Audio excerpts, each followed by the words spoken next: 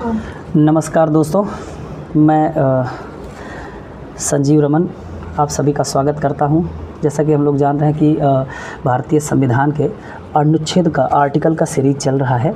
तो आज जो सीरीज़ में आर्टिकल है वो आर्टिकल नंबर 4 है भाई, ठीक है। तो इसको पहले एक बार हम लोग पढ़ लेते हैं और फिर उसके बाद इसका पूरा एक्सप्लेनेशन देखेंगे। तो देखो लिखा क्या है, any law refer to the article number 2, मतलब आर्टिकल इन 2 and 3। 2 में क्या था भाई कि हम लोगों को, जैसे एक में क्या कहता है, यूनियन एंड स्टेट की बात करता है, Bharat that is India that is Bharat shall be the union of states. उसके बाद दूसरे में कहता है कि हम क्या कर सकते हैं, उसमें इस्टेब्लिशमेंट कर सकते हैं और उसका एडमिशन कर सकते हैं। और मैंने बताया था कि पैग PAG है ना, पॉपुलेशन एडमिनिस्ट्रेशन और गवर्नमेंट अगर है तो उसकी क्या करते हैं, एंट्री या एडमिट करते हैं। अगर ये सब बसाना पड़े तो उसे क्या कहते हैं भैया, उसे कहते हैं इस्टेब्लिशमेंट। आर्टिकल 3 में हम लोगों ने देखा था कि एरिया बढ़ाना घटाना, माने ये नाम चेंज करना, ये सारी चीज़ें हम लोग कर सकते हैं, पार्लियामेंट कर सकता है, ठीक है भाई। अब आर्टिकल 4 कहता है, any law referred in article 2 और article 3 shall contain such provision for the amendment, amendment माने संशोधन करना, ऑफ द फर्स्ट शेड्यूल। याद रखना कितने शेड्यूल हैं भैया, 12 शेड्यूल हैं। और किसमें, अनुच्छेद शेड्यूल नंबर 4, जिसको हम लोग क्या बोलते हैं भैया, अनुसूची कहते हैं। As may be necessary to give effect to the provision of law and may also contain such supplemental माने अनुपूरक, उसके साथ में और जिसकी आवश्यकता हो उसको, या इंसिडेंटल या उसके साथ आनुषंगिक हो, जो उसके साथ साथ चलती हो, एंड कॉन्सिक्वेंशियल या इसमें परिणाम स्वरूप ऐसा करना पड़े, कॉन्सिक्वेंशियल माने फल स्वरूप, या इसका रिजल्ट ऐसा आए कि शेड्यूल 1 और शेड्यूल 4 में क्या करना पड़े, हमको अमेंडमेंट करना पड़े। और ये प्रोविज़न कौन करेगा, पार्लियामेंट में डीम्ड नेसेसरी। इसका मतलब मैं बताऊँगा, ये जो इतनी कठिन अंग्रेजी लिखी गई है उसमें ये कहा गया है कि आर्टिकल 4 कह रहा है कि आर्टिकल 3 का कोई मैटर हो, मीन्स उसमें इस्टेब्लिशमेंट या एंट्री हुई हो, या आर्टिकल 3 का कोई मैटर हो जिसमें हमने क्या बोला है कि या तो एरिया घटाया गया हो, एरिया बढ़ाया गया हो, बाउंड्री चेंज करी गई हो, एक स्टेट से 2 से 3 अधिक स्टेट बनाए गए हों, या 1-2 को मिलाकर नया स्टेट बनाया गया हो, या फिर किसी स्टेट का नाम चेंज किया गया हो। ऐसे केस में पार्लियामेंट अगर चाहे, ठीक है ना, याद रखेंगे कौन करेगा सारा काम, पार्लियामेंट करेगा। पार्लियामेंट अगर चाहे डीम्ड नेसेसरी, अगर उसे आवश्यकता लगती है तो उसको क्या करना पड़ेगा, शेड्यूल नंबर 1 और शेड्यूल नंबर 4 में चेंज करना पड़ेगा, अमेंडमेंट करना पड़ेगा। इस बात को बहुत कायदे से समझ लीजिएगा। अभी हम आगे और समझाते हैं। इसका दूसरा पार्ट ये कहता है कि अगर मान लो पार्लियामेंट कोई अमेंडमेंट करता है तो no such law aforesaid, मतलब जो कि कहा गया है, ये कानून ऐसा कोई भी नहीं होगा, deem to be and amendment, माने अमेंडमेंट किया लेकिन वो ऐसा नहीं माना जाएगा कि अमेंडमेंट कैसा होगा, constitution for the purpose of article 368। अब देखिए ज़रा, इतनी बात हो गई कि हम 4 के थ्रू 2 या 3 में जो चेंज किए गए हैं उसके चेंज करने की वजह से हमको शेड्यूल 1 और शेड्यूल 4 में तो अमेंडमेंट करना है। लेकिन अब बात ये आ गई, जब हम शेड्यूल में अमेंडमेंट कर देंगे, कौन करेगा, पार्लियामेंट करेगा। लेकिन ऐसे कोई भी अमेंडमेंट को हम ये नहीं मानेंगे कि उसको आर्टिकल 360 के थ्रू अमेंडमेंट किया गया है। बात समझ गए। तो आओ थोड़ी सी बात हम शेड्यूल 1, शेड्यूल 4 और आर्टिकल 368 पर कर लें तो हमको बात पूरी समझ में आ जाएगी।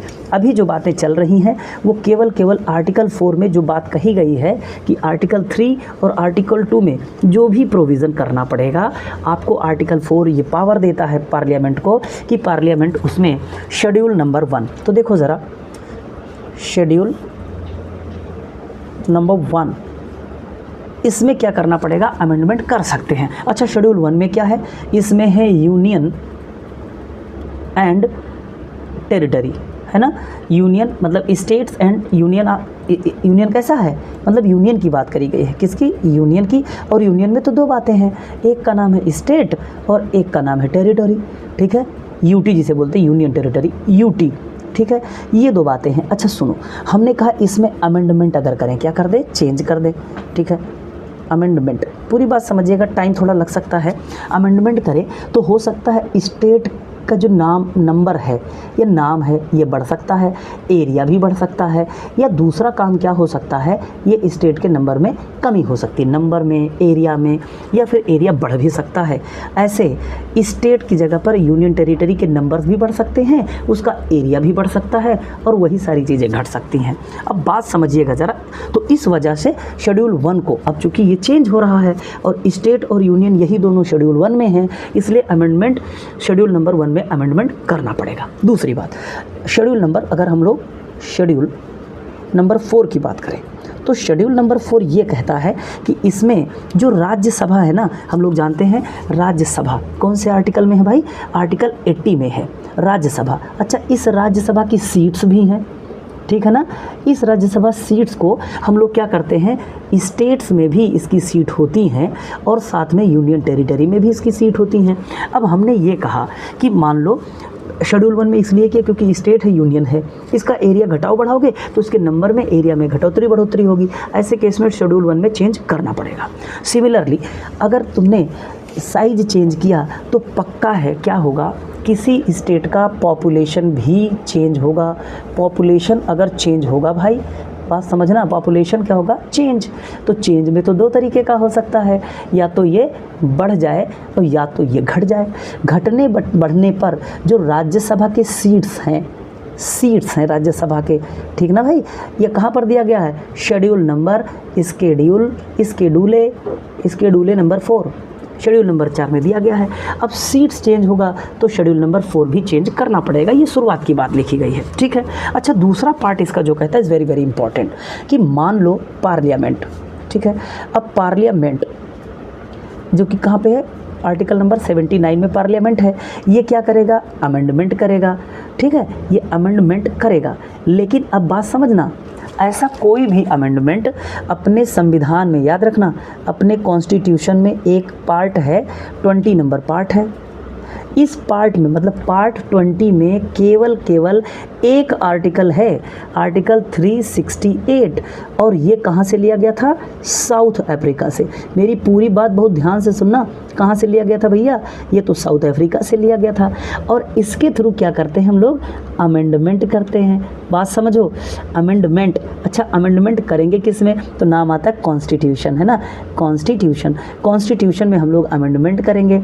अब आगे इसमें जो सेकंड स्टेटमेंट कहा गया था कि मान लो हमको क्या करना पड़े, कोई अमेंडमेंट करना पड़े, तो ऐसे किसी भी कार्य के लिए जो चाहे 4 यही कहता है कि 3 का या 4 का, 2 और 3 का कोई भी मैटर हो, कॉन्स्टिट्यूशनल अमेंडमेंट नहीं माना जाएगा। कॉन्स्टिट्यूशनल क्या बोलेंगे, नॉट अ कॉन्स्टिट्यूशनल अमेंडमेंट, ठीक है, अमेंडमेंट, ठीक है भाई जी। इस बात को याद रखना है कि चाहे 2 में चाहे 3 में जो भी काम करे पार्लियामेंट, वो कहाँ पर होगा, वो अमेंडमेंट तो होगा, लेकिन वो अंडर 368, आर्टिकल 368 जो कि पार्ट 20 में है, उसके तहत अमेंडमेंट नहीं माना जाएगा। तो ज़रा आओ देख लेते हैं अमेंडमेंट होता कैसे है, इस बात को भी समझ लेते हैं भाई। तो देखो ज़रा, अपने पास है पार्लियामेंट, क्या है, पार्लियामेंट। अच्छा, पार्लियामेंट कहाँ है, अभी बोला सर 79 में है। फिर मैंने कहा इसके 2 हाउस हैं, ठीक है, हाउस की बात करेंगे तो 2 और पार्ट की बात करेंगे तो 3। तो हाउस एक है राज्यसभा, एक है लोकसभा और एक है मिस्टर प्रेसिडेंट। याद रखना भाई, इस बात को मैंने पहले भी बताया है। राज्यसभा आर्टिकल 80 में है, पार्लियामेंट 79 में है और लोकसभा 81 में है। अच्छा, इसको हिंदी में संसद कहते हैं, क्या कहते हैं, संसद। तो और इसको राज्यसभा और इसको लोकसभा। तो अगर हम इसको सरल क्या पढ़ लें, सरल पढ़ लें, सर और ल पढ़ लें, तो क्या हो जाएगा, संसद, राज्यसभा, लोकसभा। तो मतलब सरल क्या है, 79, 80 और 81 क्या है, बहुत ही सरल है। इस बात को भी हम लोग हिंदी मीडियम में याद कर सकते हैं। अच्छा, बात समझो मेरा, मैं ये कह रहा हूँ कि कोई भी अमेंडमेंट करना हो तो इस अमेंडमेंट को करने के लिए एक बिल लाना पड़ता है। क्या होता भाई, लाना जाना पड़ता है बिल। अरे भाई ये कौन सी नई जहमत है? तो याद रखना आर्टिकल 107 में किसी भी प्रकार के बिल के इंट्रोडक्शन के बारे में कहा गया है। बट बिल में कई तरीके के बिल हो सकते हैं। मैं बिल की परिभाषा बताऊं तो मान लो ये एक लिस्ट होता है कानून बनाने का। मान लो मुझे कोई लॉ चाहिए तो उसके लिए हमने क्या किया, कुछ रूल रेगुलेशन बना लिए। अब सपोज दैट हम इस किसी भी हाउस में, हाउस कौन सा, चाहे राज्यसभा हो और चाहे लोकसभा हो, किसी भी हाउस में इस बिल को लेकर जाएंगे। तो बिल को लेके जाना मतलब बिल को प्रेजेंट करना। ठीक है, अब मैंने बिल को मान लो प्रेजेंट कर दिया। बिल मान लो एक जगह से, मान लिया पहली बार कहाँ गया, लोकसभा में चला गया। ये कहीं भी जा सकता है, बात समझना मेरा, यहाँ भी जा सकता है और फिर दूसरे नंबर पर यहाँ चला गया। ठीक है, अब इन दोनों जगह से पास होने के बाद बिल का जाना होगा प्रेसिडेंट के पास और फिर आर्टिकल 111 में इनका वीटो पावर दिया गया है। किसका वीटो पावर है भैया? प्रेसिडेंट है, जो प्रेसिडेंट हैं इनका वीटो पावर है। इसी वीटो पावर के थ्रू अगर इस बिल को ये पास कर देते हैं तो bill must be convert into act. अब ये किस में बदल जाएगा? एक्ट में बदल जाएगा। और सारी डिटेल कैसे पार्लियामेंट काम करता है, कैसे पार्लियामेंट किसी बिल को रोक सकता है, प्रेसिडेंट कैसे रोक लेता है, या इसमें किस तरीके का बिल होगा, कॉन्स्टिट्यूशनल अमेंडमेंट कैसे करेंगे, बिल मनी बिल है कि फिनेंशियल बिल है कि ये ऑर्डिनरी बिल है, किस प्रकार का बिल है, ये जब हम लोग पार्लियामेंट पढ़ेंगे तो वहाँ पर बहुत अच्छे से चीज़ों को समझना है। ठीक है, तो आज यही हम लोगों को समझना था आर्टिकल नंबर 4, और आप लोगों के साथ में इस तरीके से हमारा पार्ट नंबर 1 जिसमें 1 से लेकर 4 तक आर्टिकल थे उसको भी हम लोग समझ पाए हैं। तो चलते चलते बस आप लोगों से एक निवेदन है कि मान लीजिए इसका कंटेंट आपको अच्छा लगता है तो आप शेयर ज़रूर करिए। अपना चैनल अभी बहुत छोटा है, ठीक है, तो आप लोगों से निवेदन है कि ज़रूर लाइक करिए, शेयर करिए और कमेंट करिए। ठीक है, तो आज इतना बस रहने देते हैं। सभी को जय हिंद, जय भारत।